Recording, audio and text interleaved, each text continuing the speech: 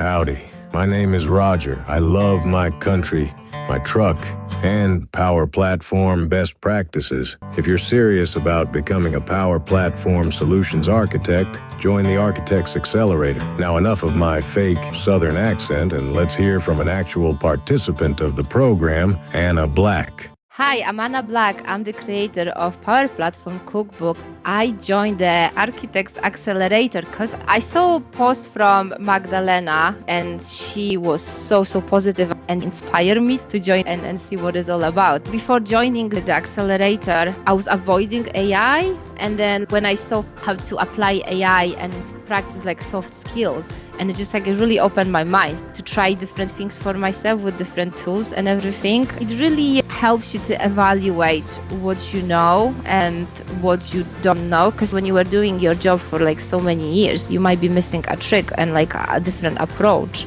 So it really helped me to look at the problems from a different angle. And it was really great to meet with people and be like a part of another community and exchange ideas and so on. So yeah, lots of benefits that did change my life. So thank you.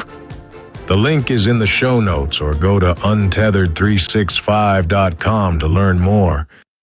Somebody needs to get their door. Hello everyone, and welcome to the Sprint Zero podcast. My name is John Russell and I'm here with my co-partner crab in crime, Mike Gowland. Hello Mike, how are you doing? Hello Mike, how are you doing? I'm good, how are you? Nice, yes, I am good, thank you. I'm enjoying your shirt today. I think we kind of got the memo. We did kind of get the memo, yeah.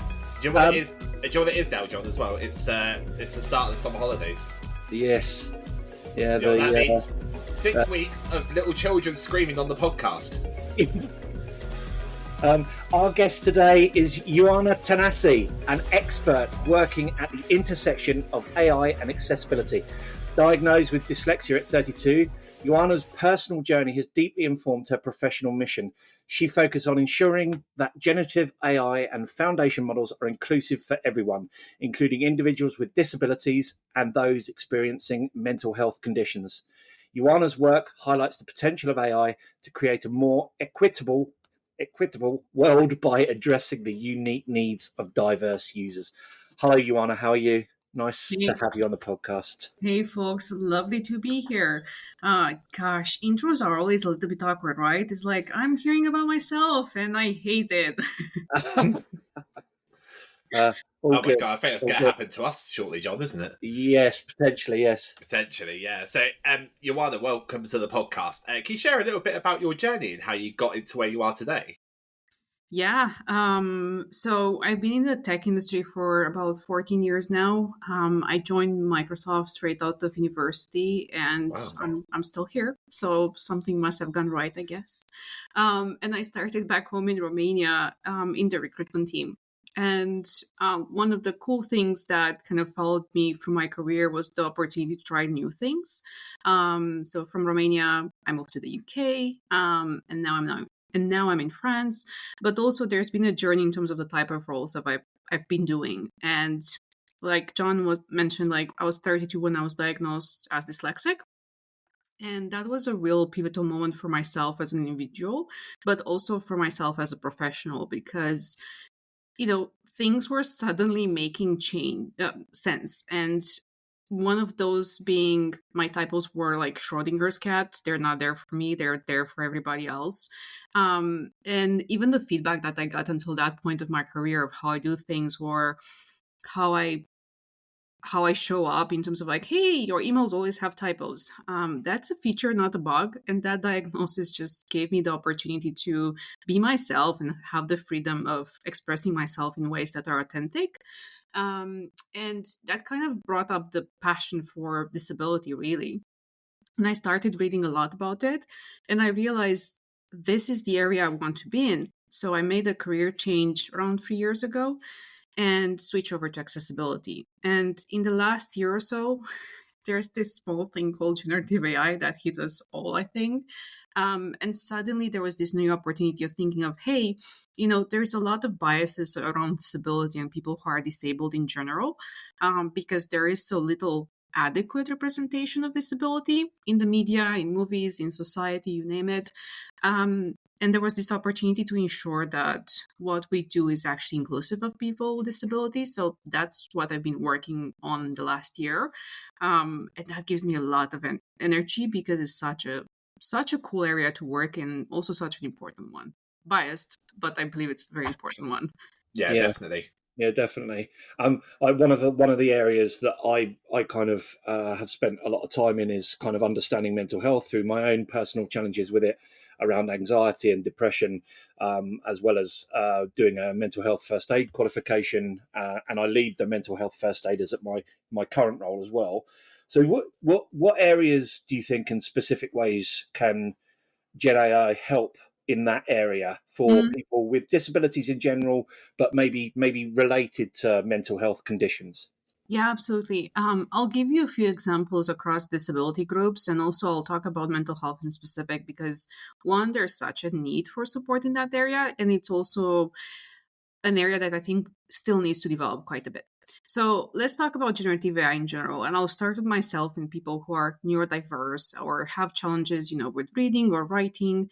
One of the things that is really cool about large language models, it takes a lot of the effort. So when I'm authoring something or I'm writing a blog, um, I'm able to do it much quicker, faster, and better. Yeah.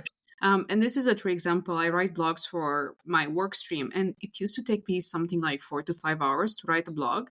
I can now do it in 30 minutes because I just put my random thoughts in there and ask it to put it in a nice format that sounds somewhat polished. And it's much better than me spending 6 hours trying to do the same thing. Another massive one for me, because of what I work in, I often have to read very, very long research papers. And I don't know what it is about research papers, but they always have the most awful, bloody fonts. And Yeah. They do. It's They do. Right. It's like Times New Roman written on the oldest typewriter in the world, isn't it? Yeah, or overused italics. That's Yeah. God. No, it just no. I have a visceral reaction to it. So what I do is basically just run whatever on top of it and say, "Hey, summarize this paper for me," and pull out these 5 main points, or ask it to kind of relate it to something I'm interested in, and say, based on, I don't know, disability biases, just pull out the 5 main points that this paper makes. So being able to interact with content in that way has saved me a lot of cognitive effort, and also just not wanting to scream at my computer, which is always nice. So that's within the neurodiversity, if you will, or even cognition, because I think cognition applies to all of us. You don't have to be neurodiverse to just to feel that you're overwhelmed from a cognitive perspective. In the blindness and low vision space, a lot of the world is not accessible, especially as we think of a lot of the websites. I think something like 97% of the world's websites are not accessible to people who are blind or low vision, which is a stat that always depresses me. However, as we think of vision models, they have the ability to reason on top of visuals and other type of content and extract that content. And by the way, this is not a freebie to not make your websites accessible, but it kind of closes the gap in terms of somebody who's blind having to navigate the internet, for example. There's definitely opportunities for those who have mobility disabilities because you can use voice. And again, similar to me, you can author things much easier than typing. But let's go back to the point that John was making with mental health. One of the things that we know to be true today, there's not enough mental health experts to support all the people who require mental health support. 1. 2, there's a lot of bias still. Talking about mental health is a journey, and is a journey that is very different across the world. So it's fair to say that in certain countries, it becomes more normal to talk about mental health. In others, there's still a lot of stigma and people are afraid to do it. So we're all on very different journeys of sharing our own progress in that area. And what we have seen, even with ChatGPT, when it first appeared, there was an influx of people going to ChatGPT and asking for mental health advice. which can be very risky. Let's just be very clear.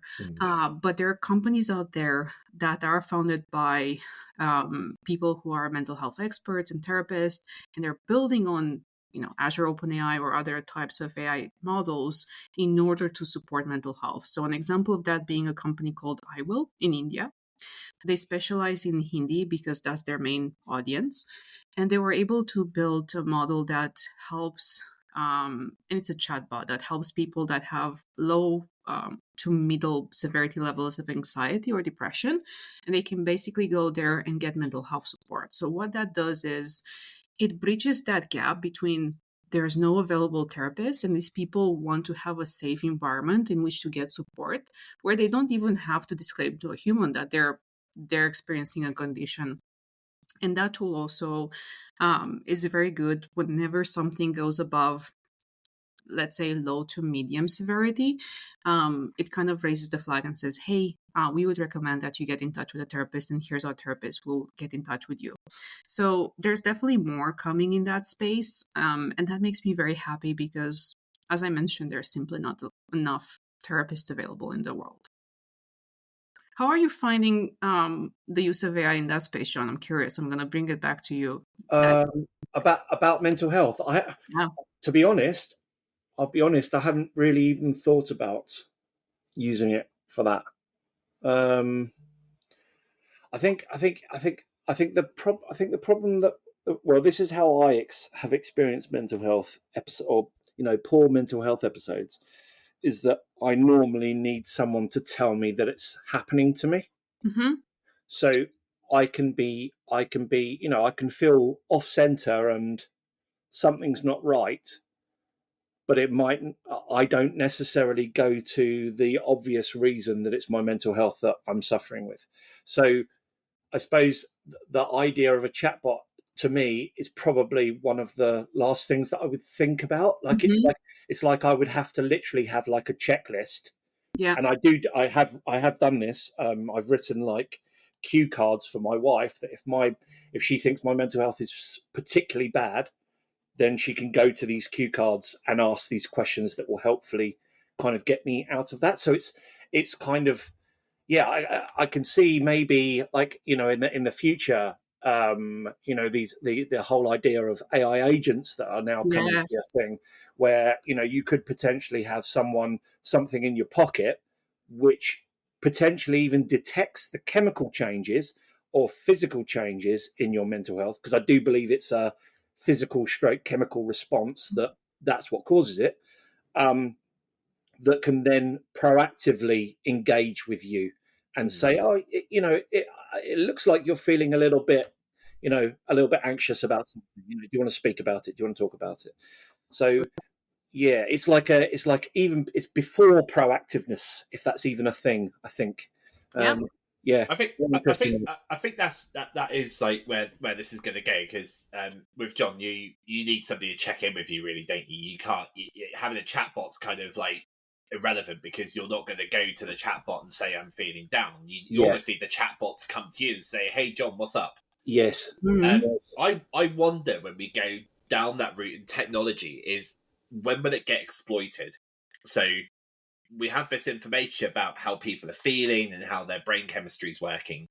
When is that going to start getting fed into ad analytics and whatnot? Because that's probably the bit that scares me the most about what we just talked about. Yeah, having targeted ads for antidepressants, having targeted ads for even if it's like, okay, go to Centre Parks and remortgage your house because you're feeling a bit glum, you need to get out into nature. But even who has, and I'll take it even a step broader, who has access to your data and how are they using that data? And ads is one version. The other one is like just the privacy of it. How do you treat the privacy of your data? How do you treat the security of your data? And those are incredibly important points. And I think that as consumers, we need to be very, very clear in terms of, as much as I hate reading sometimes the small print, we have to read the small print and understand, where does our data live? Who is using that data? Is that data being used in order to retrain the models? Is it just retrained for your own personal agentic space, like you and John mentioned?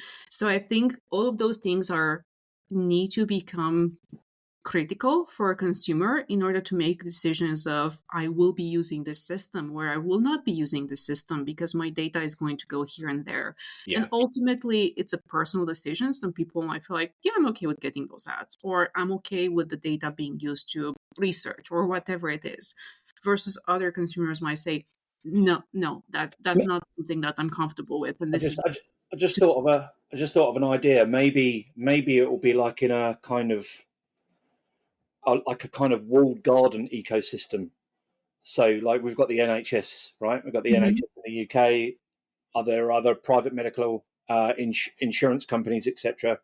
They could potentially have an app that has their own small or large language model about mental health and other things, and everything is then proprietary inside their walled kind of garden, basically. Maybe that's the way, because then they're really looking after you. You're not going to get. Well, I wouldn't think the NHS would then advertise antidepressants to you, but I think that could work potentially. I don't know. And there's a few things there. There's I would call it the individual responsibility as the consumer. There's the absolutely corporate organizational responsibility of whoever is producing that technology. And, at Microsoft, we talk a lot about responsible AI and responsible AI practices, and data and security is just one element of it, if you will. But there's absolutely a whole standard of things to consider that have to do with responsible AI. And the third bit is also policy. And I know at times this might not be the sexiest topic, but I think governments absolutely have a role to play in saying, hey, companies, yes, some of you might already be doing this, but it's important that across the board we follow these standards. And an example of that was GDPR, right? When it happened, it was a whole reshift of how companies were doing business because they suddenly had to. And, it's a carrot and a stick. Sometimes people might be driven by the carrot because that aligns with their business practices, and sometimes it's a stick, and that works as well. Yeah, and I think true innovation with backed by policy, yes, does work. I remember when GDPR was coming in, and everyone was like, really panicking about it. Oh, and fires everywhere, wasn't it? Fires everywhere. But actually, everyone got it done.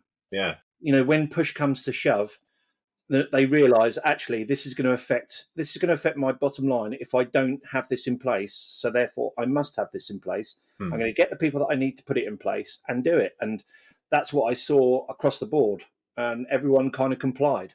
So yeah, it's an interesting one. Yeah, it's whether or not mental health as a condition is high enough up on the agenda when it comes to generative AI. I think we're getting closer to mental health and talking about mental health in the mainstream. We're getting closer to it, being understood as a physical condition. But I think there's still quite a way to go on that. And it was interesting your point, Ioana, about different countries having different tolerances to talking about mental health, but also in those countries where we are talking about it, there's also generational differences to that attitude as well. Yes. Yeah. To both mental health and to AI. Yes, massively. Yeah. So it's not an even playing field at all, and it's fair to recognize that. And as we're talking about AI in general, I think with this, whenever we're going to talk about agents and what's next, it has to absolutely recognize that as well, because the way that you apply, prevention, intervention, post-intervention, all has to depend on the person, because my mental health might not be the same in terms of the needs as Mike's, as John's, and it's absolutely critical that we don't apply one measure fits all. And also, I guess on that point is how do you do that tailoring of AI if you don't have data about that person, right? And this is where the space of agents is critical, because it's a matter of, in order for it to be the best it can be, it has to act as Ioana's agent, and it has to have a level of information about Ioana, even if it's about like, hey, for me what works better is prevention, as opposed to when I'm in the middle of a mental health episode and it's like, this is not where it's optimal. I need to be flagged in terms of like, if my heart rate is consistently high, or I'm not getting enough sleep, or there's signs of whatever physiological component, that it might be a matter of like, hey, Ioana, something might be off. Have you considered like taking a break today, or having 5 minutes in your calendar between meetings where you're making sure that you're taking time off? So there will be some level of information needed. I think this is where it becomes very interesting, is how much information is it needed? And what is the data versus output benefit, and where does that pendulum swing? And also going back to the data, then it's how is it stored? How is it anonymized? How do I make sure it stays with me? All very, very important points. And it's interesting that you talk about things like heart rate and whatnot, and anybody who has an Apple Watch or Samsung Watch or anything like that, they've really consented to give all that information to, whether it's Apple, whether it's Fitbit, whether it's Strava when you're doing exercises. But they already have all of that information about you, so there's no reason why, providing that they T&C it properly, that they actually start to use that with generative AI. So that'd be quite interesting. The other thing we have to be, I'm very conscious of, and I think we are very conscious of as an industry, is also how AI makes inferences and how it doesn't make inferences, and especially talking about disability or mental health in specific, as we're thinking of newer models, especially vision models. Does it make inferences based on my posture or my body language or how I show up in a specific meeting, right? And the short point should be, no, it doesn't, because at the end of the day, our body language can be very different. Our body language is very different based on our neurodiversity or lack of neurodiversity. So there's other consideration in terms of data of what is the factual data versus what is the inference data, and making sure that the output is not associated with inferences, which we know AI models hallucinate, and we know that data can be flawed in terms of biases. And what I don't want is when it's looking at my face to say, well, he's got thinning hair and a really messy beard, so he's definitely a slob, which I'm definitely not. Just going to assure everyone now that I look like shit, but I'm actually I'm That's okay. not true. You have a very nice shirt. Somebody who's a slob doesn't make an effort to have a very nice shirt. That's right, Ioana, exactly. Yeah. I think it's your question, John. Question. Is it? The third one, yes. Oh, wow. So, Ioana, you found out you were dyslexic at 32. How did that revelation change your approach to work in AI and accessibility? So I kind of hinted a little bit in the sense of it changed the way that I operated as a professional, in the sense of instead of really trying to solve everything that had to do with my flaws, and I'm using air quotes when I say flaws, I just decided to focus on the things that are unique to my dyslexia and that can stand out as a superpower. So instead of trying to fix my typos, which will never happen and it's a frustrating process, I focused on, hey, I actually can see the really big picture, and I have the ability to kind of pull points that might not be super obvious to other people and double down on those as the differentiator. So that's kind of the big umbrella. But as it refers to AI, it absolutely enabled me to think of a category of people that might not be obvious at first, and making sure that that category of people is represented in these models. And also, not only from a representation perspective, but making sure that that technology works for these people.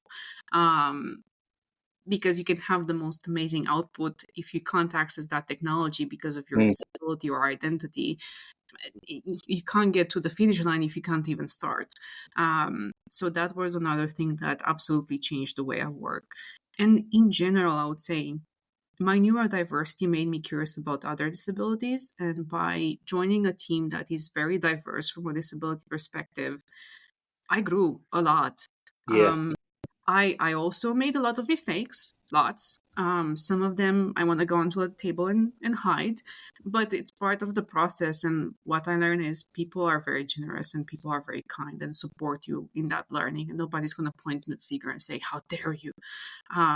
But it's a process, and I think I had to remind myself of that many times. And I'm still not perfect for the record, so I still make mistakes today. Yeah, I mean, we've mentioned it. I mentioned it before, but like me and Mike have ADHD, and we have different types of ADHD, so we complement each other. So it's kind of it's quite a unique situation, I think. So 2 for 1 offer, isn't it, John? Yeah, for sure. So what do you think what do you think people's biggest misconceptions are about dyslexia and learning disabilities that you've kind of come across in your career? And can AI help in kind of dispelling those myths, or is that the wrong tool? It's more about communication. So let me start with the myths. I think there's definitely prejudice around not just neurodiversity, but disability in general, in terms of, people with disabilities and this particular disability can only do these roles, or they can only interact in society in partial ways, or they can't contribute fully to society, or they can't have families, or, it's a long list of biases that are incorrect. So I think there's definitely an element of that, and a lot of people with all the right intention, it's not even about wrong intent, will have a view of like, oh yes, it's very limited to this and your career is limited to that and so forth. So that's one element.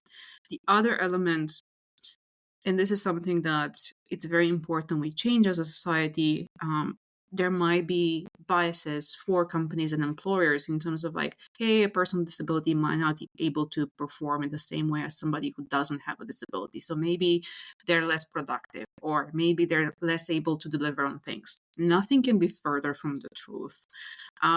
It's all about providing people the right environment to grow and to shine. And I think that can be said about everybody, not just people with disabilities.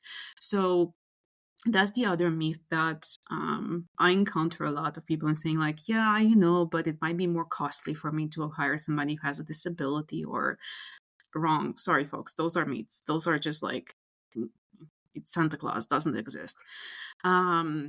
So that's definitely another element to the sort of like hypothetical situation. Sorry, John, what was the latter part of your question? No, it's fine.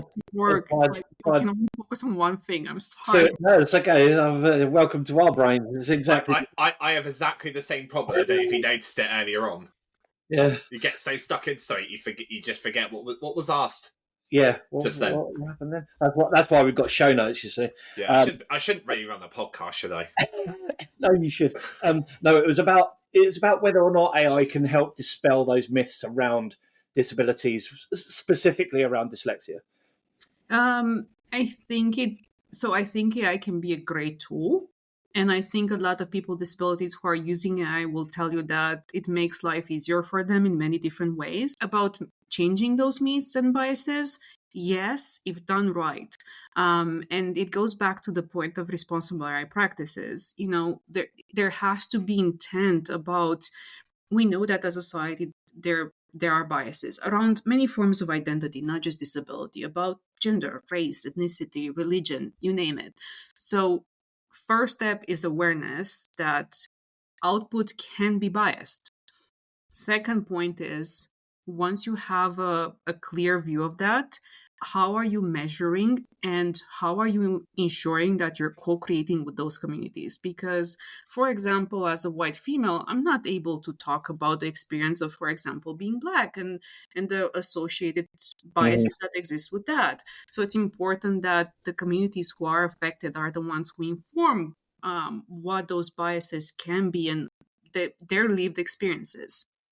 So once you have a clear co-creation plan and understanding what the biases are, you need to have clear measurement. How do we measure this? How do we ensure that the output is correct? And the third thing is mitigations and making sure that you're addressing those points at different levels of your AI system. So, and just let me be very clear, the defect rate is never going to be zero, because with these systems, things are constantly evolving. They're improving fingers crossed, but also there's never going to be a defect zero scenario. So we just need to continue to evaluate and monitor and improve. And also we change as a society. What was correct 50 years ago is not correct today. And it's fair to say that what will be correct in 5 years might not be something that we're going to be proud of what we're saying today. And so I think that's another element to be very crisp about. And I think also the ease and lack of cost implications around iteration. I think that's a big thing as well. You can always go back and either start again or iterate. I think that's really, really important. Yeah. But as I think of like the ideal state, magic wand, whatever metaphor you want to associate with it, I would love for output to be inclusive by design. So if we're using a system and say, hey, generate a photo of a diverse group of people, I want people in there that have a disability. I want people in there who are of diverse religions, of diverse races, of diverse genders. So I think this inclusion by design is something that is going to be incredibly important if we get to the stage that you mentioned, John, of like, how do we get AI to help with some of the myths and concepts? Do you think that's possible to get to inclusivity by design in the Gen AI space? I think we can. It's going to take time and effort, but I think we can. It's not impossible. It's also not going to be a 1 to 0 fix and switch. So yes, it's going to take a lot of work, but it's important work to do, and I think we have a responsibility to do it. The other element I would share on your question, John, about myths, what we've seen, a lot of people feel more comfortable asking AI questions than another person. And within the disability space especially, so one of the things we did internally, we put out a sort of chatbot, whatever you want to call it, where people can ask questions about disability and accessibility. So for example, they can go and ask, hey, what accommodations are available to me as an employee?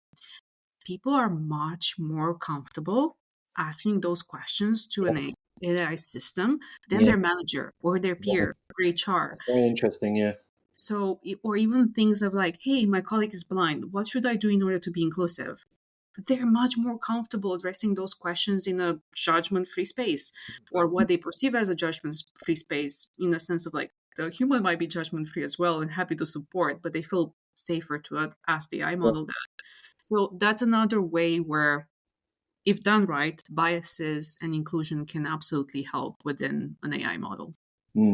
It's funny you say that about asking the AI and it being non-judgmental, because my wife uses this great analogy. So whenever she goes to McDonald's and she's had a few to drink, she always goes for the terminals, because the terminals won't judge her as she's ordering loads of food.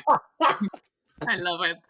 That's hilarious. And it's the same principle, isn't it? That it is. Yeah, it is. The robots can't judge us because they're not human. Yeah. Even though I'm sure ChatGPT would judge me if I talked to it. No, with a human. Can't see yet, mate. Wait till it sees, and it's going to be like, look at that chef. Yes. Look at that raggedy old beard that he's got. I am planning on trimming it, so that's why I'm going on about it. Ioana, have you listened to the podcast before? I admit I haven't. Oh, okay. So we've got this. All right. We've got this regular section on the podcast called the Uncomfortable Corner. Okay. I balls that up. I didn't even really balls that up either.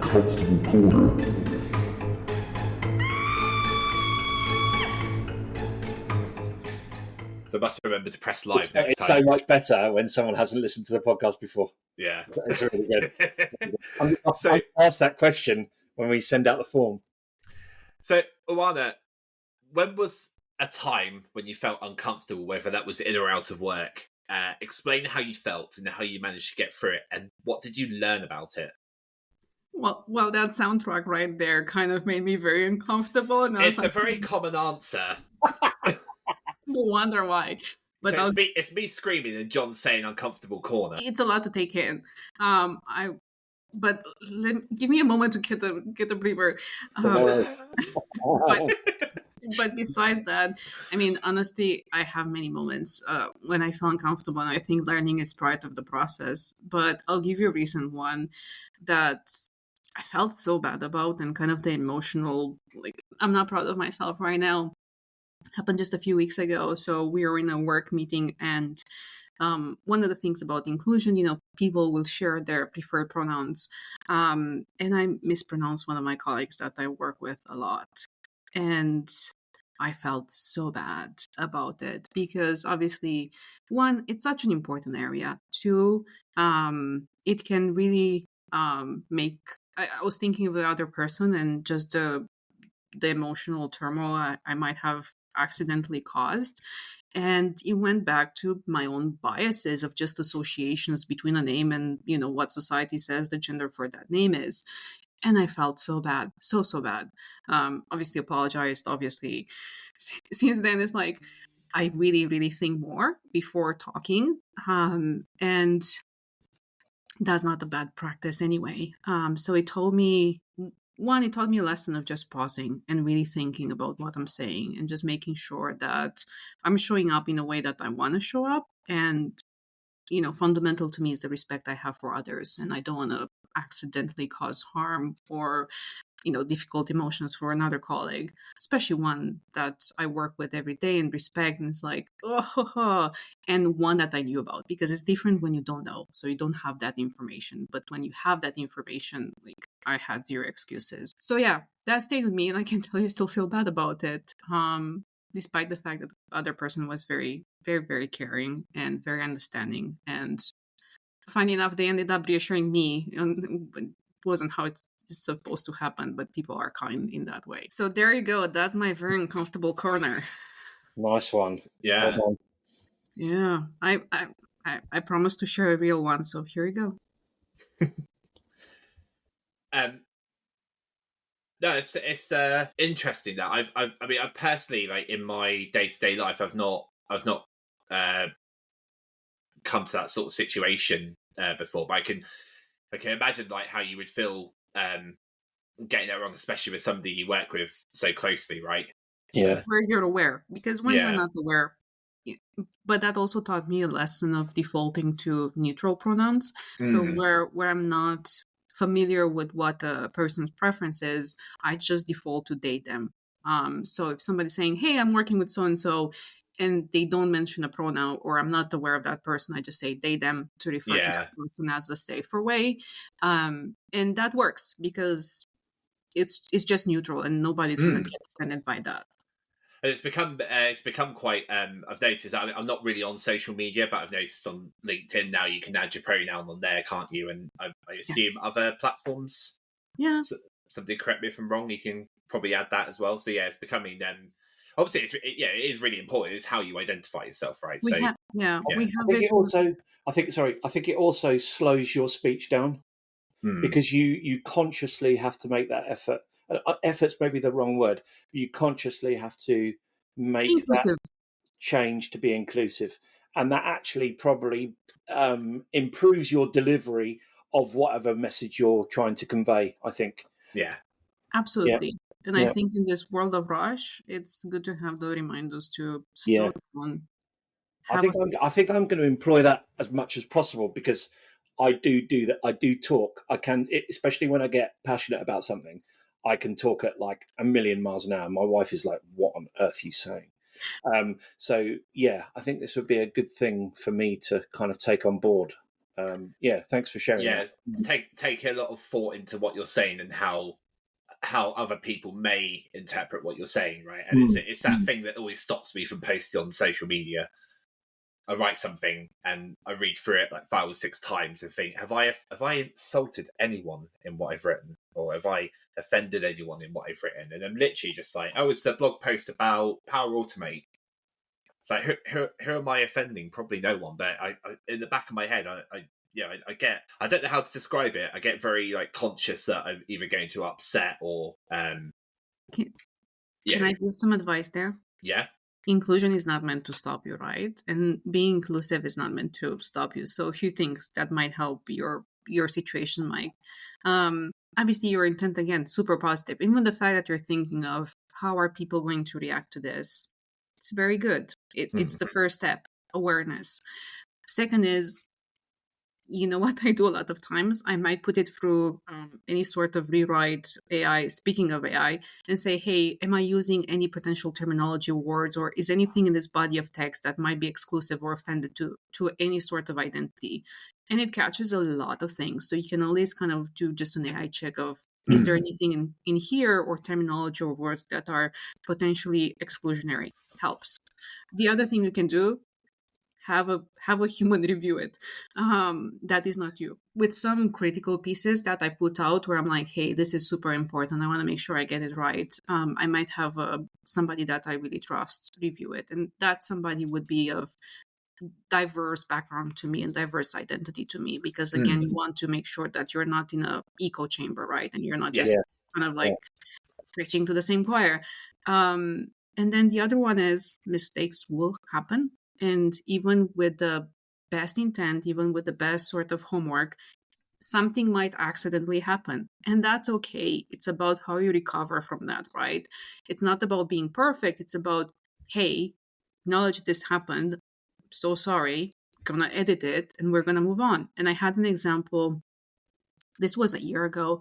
I make an effort, and again, back to John's point, effort is not the right word. I make a proactive intent to make sure that everything I put on social media, LinkedIn especially, has alt text for those who are blind and low vision. And for some reason, I either forgot to hit save on the button, something happened, but the alt text I wrote didn't save. And there's this person in the community who I really appreciate who said, hey, by the way, your photo doesn't have alt text. And I was like, I am so sorry. I will solve that right away. So how you react to that comment, I think, or to feedback is also equally important. Because it's about learning, right? Mistakes will happen. We're human. We're not perfect. Yeah. To be fair, if it was alt text missing, that could just be LinkedIn being LinkedIn. I find that I'm not going to comment on that. No, I can't comment on that one. No. I think that's all we got time for this week. Ioana, thank you so much for coming onto the podcast. You can find Ioana on LinkedIn and through her website, ioanatanase.com. Was that right? It wasn't, no. How do you pronounce your surname? Ioana Tanase. ioanatanase.com, that's the one. Honestly, just reference LinkedIn. That's the main source for people to find. Links to resources mentioned in this episode will be in the show notes.